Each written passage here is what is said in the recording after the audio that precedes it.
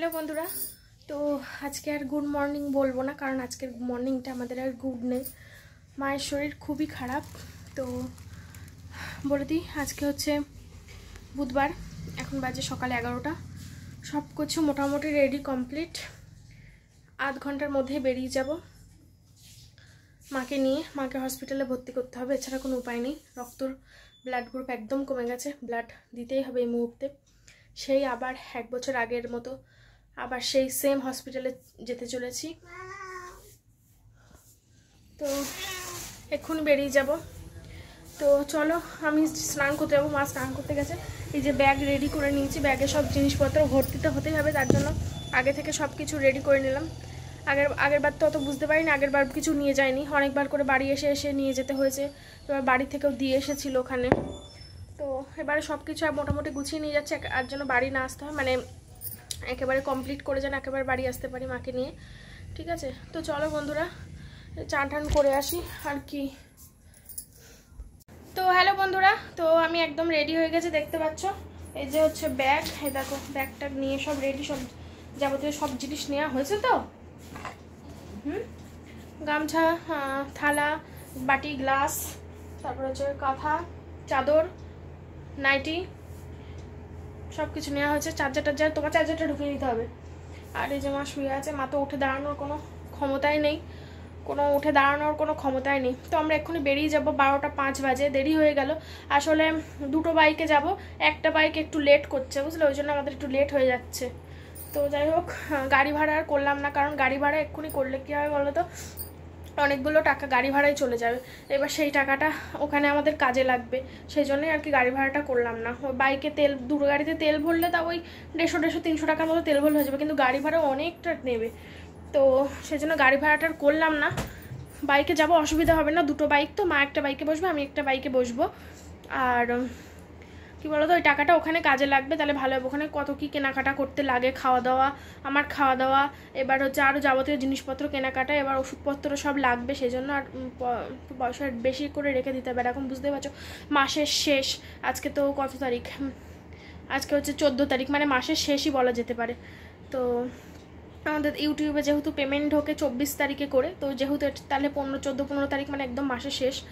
আর তো যাই হোক, মার টাকা আমার টাকা সব মিলেমিশে নিয়ে যাচ্ছি, নিয়ে গিয়ে ওখানে খরচা করা হবে। ঠিক আছে, তো চলো বেরিয়ে পড়ি, একটু পরে বেরিয়ে পড়বো। তো বেরোনোর সময় তোমাদের দেখাচ্ছি। এই যে মা শুয়ে আছে, কেন রক্ত কেন থাকছে না, এটা নিয়েই তো খুবই টেনশনের ব্যাপার।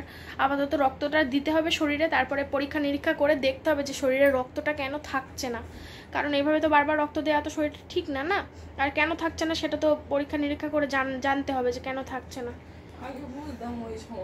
হ্যাঁ, আগে নাই বুঝতাম, এখান থেকে 1 বছর আগে যখন অপারেশন হয়েছিল জুলাই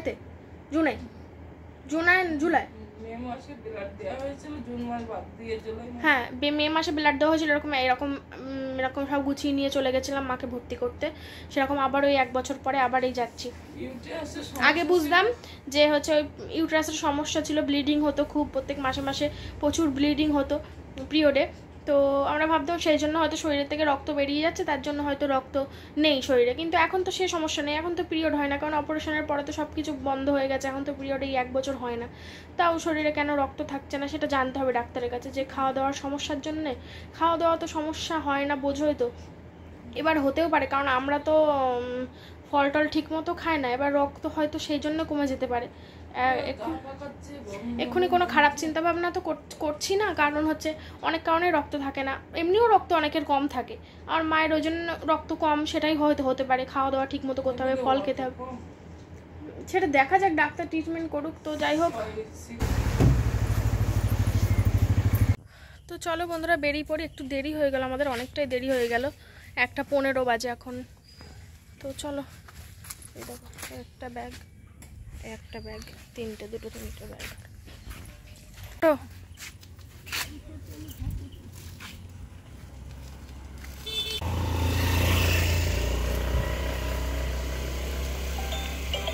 সাবধানে বসো, ধরে বসো।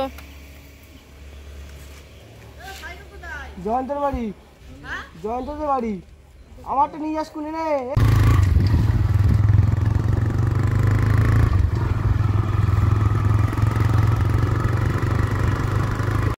হসপিটালে চলে এসেছি মাকে নিয়ে।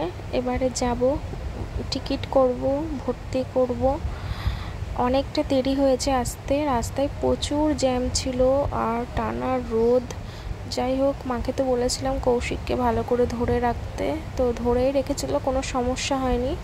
তো মা তো দাঁড়াতেই পারছে না, মাথা এত ঘুরছে, শরীরে রক্ত না থাকলে যা হয় আর কি। তো বন্ধুরা, আমরা খুব টেনশানে আছি মাকে নিয়ে, যে কেন রক্তটা কমে যাচ্ছে, কেন কমে যাচ্ছে। তো এখান থেকে টিকিট করলাম, টিকিট করে ডাক্তারবাবুকে দেখালাম এমার্জেন্সিতে, আর ডাক্তারবাবু সঙ্গে সঙ্গে ভর্তি করে নিলেন। এবার মাকে নিয়ে যাচ্ছি 4 তলায়, গিয়ে মাকে শুইয়ে দিয়েছি। নার্স এসে দেখলো, চেক আপ করলো, তারপরে এই যে কৌশিকরা বাড়ি চলে যাবে এবার। আর মাকে আমি ড্রেস চেঞ্জ করিয়ে দিয়েছি, শুইয়ে দিয়েছি। তো এখন অনেকটা বেলা হয়ে গেছে, 3:30 4টে মতো বাজতে যায়। তো আমি সেই কালকে রাতে একটা রুটি খেয়েছিলাম, এখন অবধি কিচ্ছু খাইনি। তো মাথাটা প্রচণ্ড ঘুরছে, সবাই বললো যে খেয়ে নিতে, নাহলে আমি যদি অসুস্থ হয়ে পড়ি মাকে কে দেখাশুনো করবে বলো। তার জন্য আমি এখন হেঁটে হেঁটে যাচ্ছি কিছু খেতে, তারপরে জোগাড় করতে হবে রক্ত কোথায় কি পাওয়া যায় না পাওয়া যায়।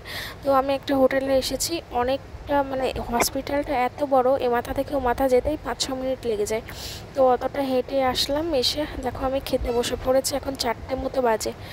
তো সবজি ভাত নিয়েছি, আর কিছু খেলাম না, ভালো লাগছে না খেতে।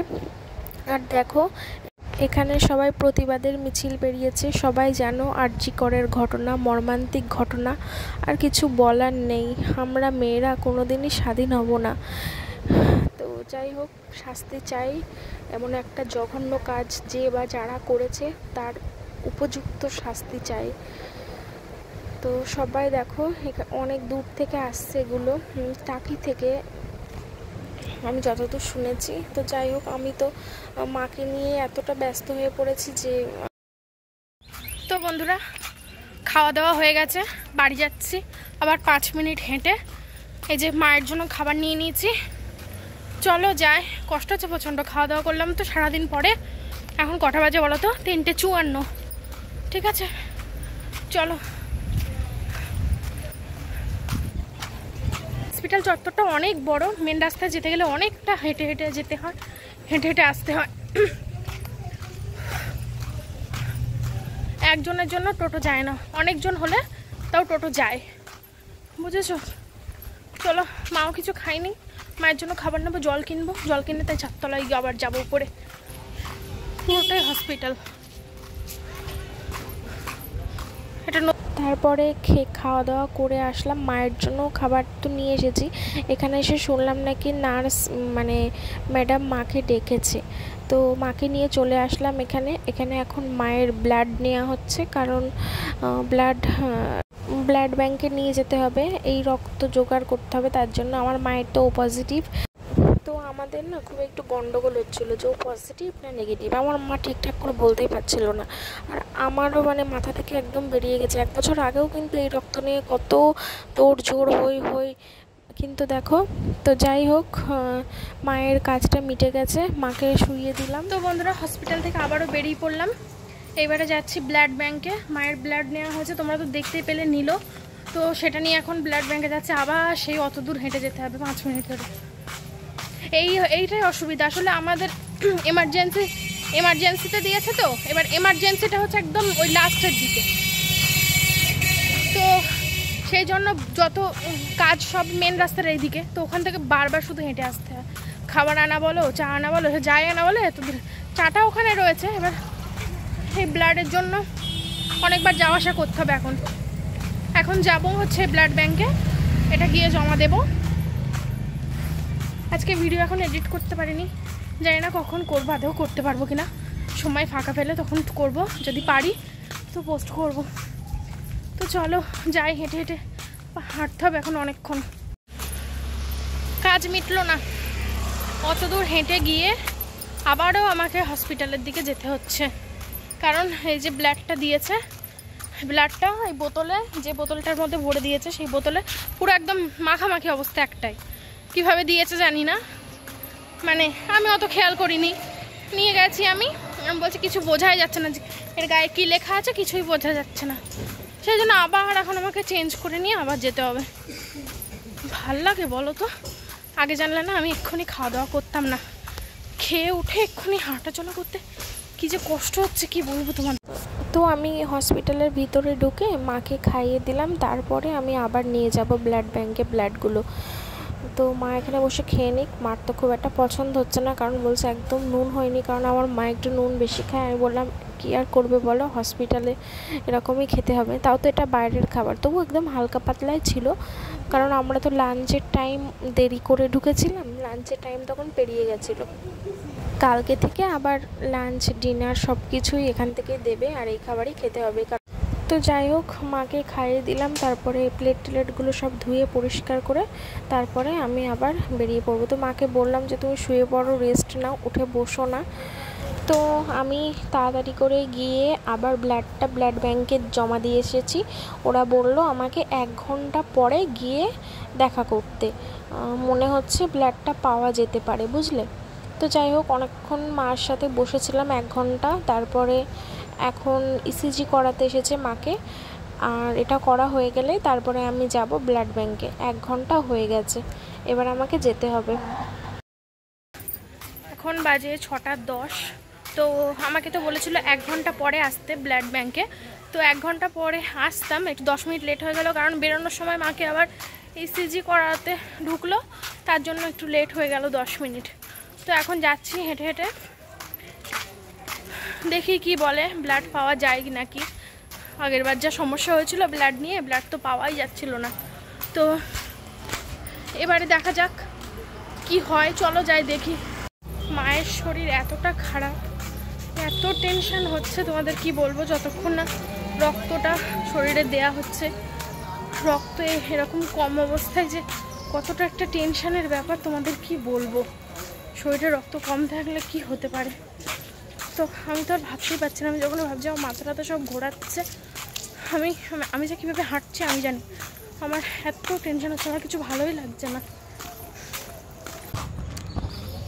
তো ফাইনালি আমি ব্লাড পেয়ে গেছি বন্ধুরা। ফাইনালি কিন্তু আমি ব্লাড পেয়ে গেছি। তো আমি দৌড়ে দৌড়ে যাচ্ছি মায়ের কাছে, কখন মাকে ব্লাডটা দেওয়া হবে তার জন্য। তো আগের বারে ব্লাডের জন্য যে কষ্ট করতে হয়েছিল, এইবারে সেই কষ্টটা করতে হলো না। 1 প্যাকেট পেয়েছি, জানি না 1 প্যাকেটে হবে কি না, কারণ রক্তটা তো অনেকটাই কম, 1 প্যাকেটে হবে কি না বুঝতে পারছি না। তবে দেখা যাক, একটা তো পেয়েছি, কিছুটা রক্ত তো শরীরে ঢুকবে। তো আমি দৌড়াচ্ছি, হাঁপিয়ে গেছি, দৌড়ে যাচ্ছি। চলো যাই। এখন বাজে 6:20, সন্ধ্যা হয়ে গেছে। আমার এত মাথা যন্ত্রণা করছে, তোমাদের কি বলবো, পা এগোচ্ছে না, শরীরে 1 ফোঁটা শক্তি পাচ্ছি না। তো অনেকটা সময় পেরিয়ে গেছে, রক্তটা নার্স দিদিদের কাছে জমা দিয়ে দিয়েছি, আর এখন সন্ধে হয়ে গেছে যেহেতু, সেই জন্য মায়ের জন্য আমি এখন চা আনতে যাচ্ছি। তো পাশেই চায়ের দোকান, বেশি দূরে আমাকে আর যেতে হবে না, সিঁড়ি দিয়ে জাস্ট নেমে আসলাম নিচে, এসে এবার চায়ের দোকানে যাচ্ছি। আগেরবার যখন 1 বছর আগে মা ভর্তি হয়েছিল, তখনও এমন আমি রোজ আসতাম, এসে চা নিতাম, খাবার নিতাম। তখন তো আমি আর ভিডিও করতাম না, তখন তোমাদের সঙ্গে আর কিচ্ছু শেয়ার করতে পারিনি।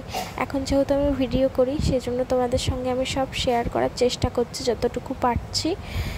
তো এই যে আমি চা নিয়ে কিন্তু চলেও এসেছি। হ্যাঁ, এই যে আমি না এই কফির কাপ মাগটা নিয়ে এসেছিলাম ঢাকনা দেওয়া, চা আনতে যাতে সুবিধা হয়। আগেরবারে এরকম গ্লাস নিয়ে এসেছিলাম, চা আনতে কী অসুবিধা হতো জানো না, মুখে খবরের কাগজ বেঁধে গরম চায়ের গ্লাস আমাকে ধরে নিয়ে আসতে হতো। তো যাই হোক, মাকে কখন ব্লাড দেয়া হয় দেখা যাক, ওরা বললো ঠিক টাইম মতো দিয়ে দেবে।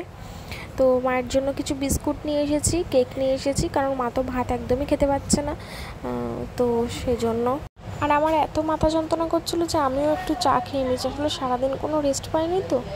তো যাই হোক, তারপরে মা অনেকক্ষণ শুয়েছিল, তারপরে ডিনার দিয়ে গেল, আর নার্স দিদিরা এসে বলল যে ডিনার করে নিতে, কারণ একটু পরে ব্লাড দেওয়া হবে, আর ব্লাড দিলে তো কিচ্ছু খাওয়া যাবে না। তো আমার মা দেখো একদম অল্প ভাত নিয়েছে। তো আমি বাড়ি থেকে একটা টিফিন কৌটো নিয়েছিলাম ছোটো মতো, সেই টিফিন কৌটোতে ভাত দিয়েছিল, তাহলে সেই ভাত মা এই কটা খেয়েছে, আর বাকি যেটুকু ছিল সেটুকু আমি খেয়ে নিয়েছি রাতে। আমি আর বাইরে থেকে কিছু খাবার টাবার কিনেও নি আর খাইও নি। তো মা একদমই তো খেতেই পাচ্ছে না, কারণ একদম বাজে খেতে। তো আমি মাকে বললাম কিছু করার নেই, কষ্ট করে খেয়ে নাও, আর কি করবা। তারপর অবশেষে এই যে ব্লাডটা চালু হয়ে গেছে, এক্ষুনি সব কিছু সেটিং করে দিয়ে গেল। মা এখন একটু পাপার সাথে কথা বলছে। মায়ের ওইদিকে ব্লাড চলছে, আমি একটু নিচে গেছিলাম, ভালো লাগছে না, গায়ে সব জ্বলছে। তো চলো, চলে এসেছে, যাই। সারাদিন পুরা রোদের ভেতরে না খেয়ে এতবার যাতায়াত করেছি যে আমার শরীর এত ক্লান্ত হয়ে গেছে তোমাদের কি বলবো, আর সারা শরীর জ্বালা করছে, যার জন্য আমি এসে একদম ফ্রেশ হয়ে স্নান করে নাইটি পরে নিয়েছি। আমি আর পারছিলাম না, আমার সারা শরীর জ্বলছিল। তো যাই হোক, এখন দেখো মায়ের পাশে আমি একটু কাত হয়েছি, কারণ আমার মাজা এত ব্যথা করছে, মানে সারাদিন হাঁটাচলা করেছে যেহেতু, তার জন্য। তো মা বললে একটু শুয়ে পড় আমার পাশে, তার জন্য মায়ের পাশে একটু শুয়ে পড়েছি। মায়ের এখনও ব্লাড চলছে, অনেকটা সময় লাগবে, অনেকটা সময় পেরিয়ে গেছে, হাফ হয়ে গেছে, এখনও হাফ হতে বাকি। তো আর কি করব, ফোনেও চার্জ নেই জানো তো, ভাবছি ফোনটা একটু চার্জে বসাবো। তো মায়ের ব্লাড দেওয়া হয়ে গেছে, তারপর মাকে বাথরুম থেকে ঘুরিয়ে নিয়ে আসলাম, এসে মাকে শুইয়ে দিলাম, আর মায়ের পাশে আমিও শুয়ে পড়েছি। তো মা এবার একটু ঘুমাবে, আর কি।